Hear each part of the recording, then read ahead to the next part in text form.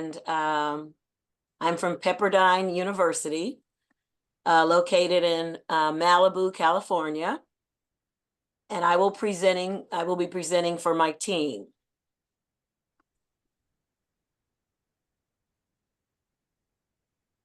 Okay. Social emotional learning, sometimes referred to as SEL. The social emotional learning has been popular or been a focus of schools in the California area, especially after the COVID pandemic. So the purpose of this study was to investigate the perceptions of social emotional learning in K-12 schools. The schools that were studied were located in the Los Angeles area. Interviews were conducted with teachers, administrators, counselors, social workers, and school psychologists. The Learning Policy Institute recommends that there should be effective strategies to support social emotional learning to help students with mental health, restorative practices, and positive relationships. Also in 2021, the U.S. Surgeon General's office recommended that schools address mental health and expand their social emotional programs using it's called a continuum of supports. And so the purpose again was to investigate perceptions of school staff. The data collection was done through interviews of teachers, counselors, administrators, social workers, and school psychologists in the Los Angeles area during this present school year, 24 school year, 2023-2024 school year. Okay, I referred to the multi-tier continuum of supports, and it looks like this. This is just an easy illustration. In the bottom tier, all students are in the bottom tier. So teachers, the entire school staff are supporting all students with their learning, their academic learning, and their mental health, emotional learning, psychological learning, physical learning. So all students fall in the bottom tier. They're all supported by the entire school. But sometimes students have problems, and then they represent the second tier or the middle tier, where they need more help. Maybe they need counseling, or they need help from the school social worker or the school psychologist. Maybe they need to be placed in special education, or they might meet in small groups or individual one-on-one counseling or help. And then sometimes students move up a small percentage, maybe approximately 5% of the students need more intensive support, even utilizing outside agencies, not just the school staff. So in the interviews of teachers regarding social emotional learning, many teachers said they weren't well familiar or versed in the policies, the district policies or the state policies. Teachers did say they were aware that they were responsible for social emotional learning, but didn't necessarily be well acquainted with the laws and policies. There's even one teacher that said she did not want to administer social emotional learning because she thought that she was not qualified to assist students who had been traumatized or had been exposed to trauma. The other teachers, the list here represents the common themes that were expressed. Many teachers said that they use social emotional learning in their curriculum.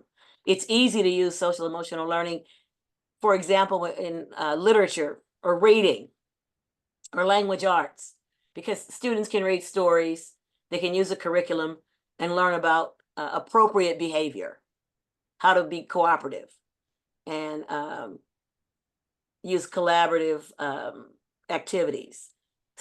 Teachers also had check-ins with their students, daily or morning check-ins. They used mindfulness. They talked about the growth mindset, letting students know that it's important to keep trying, that failure is not an option, that we want to have a growth mindset.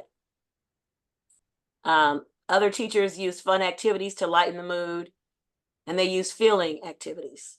How are you feeling today? Is there anything I can help you with? What do you need? The effective strategies included students writing about their memories or expressions. I mentioned feelings and mood, just to see if students are feeling sad or angry or depressed.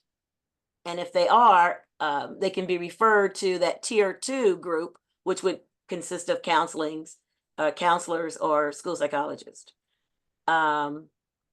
Teachers felt that we need more investment because of violence or suicide ideation. Some students are severely in trauma when they arrive at school. And so that it's important that the teachers, because they're in the tier 1, and they see the students more often. So it's important that teachers check in with their students or have an awareness of how students are doing daily. And then the multi-tiered approach, which I mentioned, tier 1, teachers refer the students to the wellness center, which is staffed by a social worker. They refer them to counselors. They refer them to school administrators, principals, assistant principals. They use classroom practices, including, cultural practices. I had a teacher mention that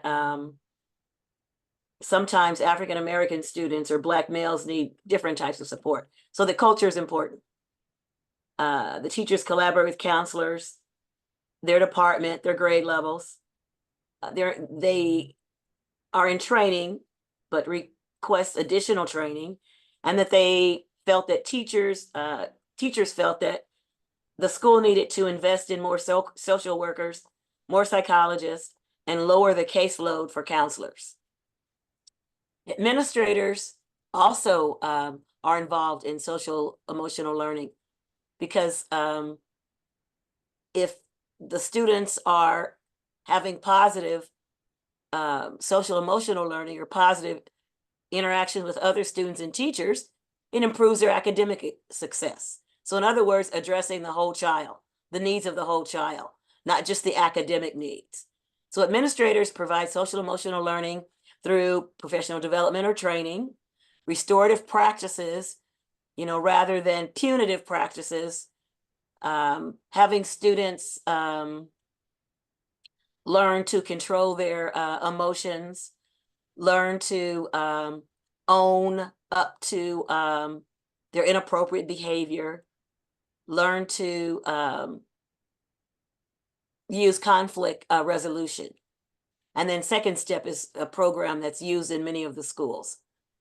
Restorative questions and community circles are where students talk about and discuss how the incident affected them, how it affected the victim, or how it affected others. So they become responsible for their own actions, and using I statements.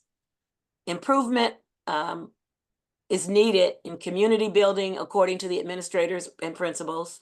They need more modeling, more targeted, individualized strategies.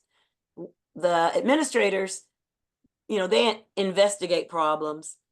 They're also involved in referrals and coordination between agencies and resources. So not just social workers and psychologists on campuses, also outside agencies that provide more support to students and their families. Administrators collaborate between social workers and leadership teams and their faculty. And they also express the same thing that teachers expressed. More support of students is is needed regarding trauma, generational differences, their parents, their grandparents, and cultural awareness. Counselors are required to interact with social emotional learning. Middle schools and most high schools have a wellness center that's supervised by a social worker. So the social emotional lessons are delivered by counselors. They learn their strategies from the district. They think that more family interventions are needed and more social workers. Counselors are usually in the tier 2 area. Collaboration is achieved through assessments, professional development or training, meetings, and constant check-ins or observation of students. So the counselors, the administrators, and the teachers are all saying that you just need more people, more input, and more personnel. Psychologists are used to assess students regarding any type of crisis or trauma. They analyze evaluations and provide support. They meet with parents, teachers, administrators, counselors to develop a plan, such as the individualized education plan for special ed. As I mentioned, they collaborate with all stakeholders. Psychologists are in mainly tier 2 and 3. They also are requesting more professional development and additional staff. Social workers, they use risk assessment. They work with students about bullying, the school safety plan. They're also check-ins, referrals, work on de-escalation, classroom push-ins. They go into the classroom. They're also recommending more culturally relevant strategies. They say teachers require more training to help with trauma, additional parent caregiver engagement. So I heard this from most voices that the schools are doing what they can, but they do need the collaboration with parents. More parent connections and engagement are important so that what's being recommended in the schools can also be supported at home. More counselor collaboration, more social workers in the school. They're actually, their titles are PSW, psychiatric social workers needed for additional training and wellness. And now the recommendations, so let me go back, sorry. And now the recommendations here. And these recommendations are, the themes that came across from most of the interviews that were conducted. Schools need to increase the number of professional staff to support social emotional learning and health for all students. Teachers need more support in training and social emotional strategies. The strategies should be culturally relevant to support all students. The counselor caseloads should be decreased to support all students, and that the wellness centers are essential to providing support to mental health of all students and all stakeholders. And if you have further questions, there's my email address. Thank you for your time. And that's it for me.